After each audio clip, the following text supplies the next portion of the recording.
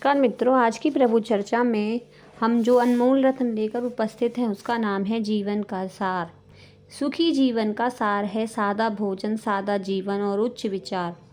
सात्विक भोजन का बड़ा महत्व है, ज़्यादा खाओगे तो वह पचेगा नहीं।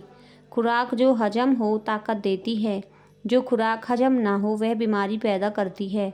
सच पूछते हो तो लोग भूख से ही नहीं मरते, ज़्यादा खाने से भी मरते हैं। अनपचा भोजन शरीर में रोग और विकार पैदा करता है, इसलिए तभी खाओ जब भूख लगे और भूख से थोड़ा कम खाओ। पैगंबर हजरत मोहम्मद साहब के साथ उनके 40 निजी सेवक रहते थे।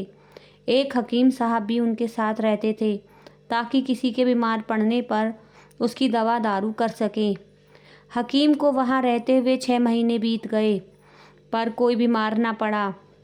आखिर वह हजरत मोहम्मद के पास गया और कहने लगा, या हजरत, जब से मैं यहाँ आया हूँ कोई भी बीमार नहीं पड़ा। मैं सोचता हूँ मेरे यहाँ रहने का कोई फ़ायदा नहीं।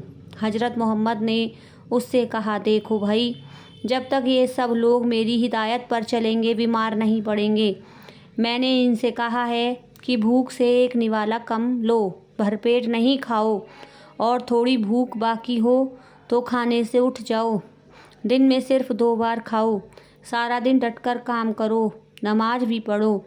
अब अगर ये लोग मेरी बातों पर ध्यान रखेंगे तो यकीनन इनमें से कोई बीमार नहीं पड़ेगा। कहने को ये छोटी छोटी बातें हैं पर इनका जीवन पर बहुत असर पड़ता है। इसलिए तुम्हारी खुराक सादा हो, उसमें कोई मिर्च मसाले मांस आदि ना हो और ज़रूरत होने पर ही खाओ। कम खाओ और थोड़ी भूख बाकी हो तो खाने से हाथ खींच लो। अगर इन बातों को जीवन में धारण करोगे तो हर काम स्फूर्ति से कर पाओगे, चाहे वह भजन सिमरन का काम हो, शारीरिक परिश्रम हो या कोई और दुनियावी काम हो।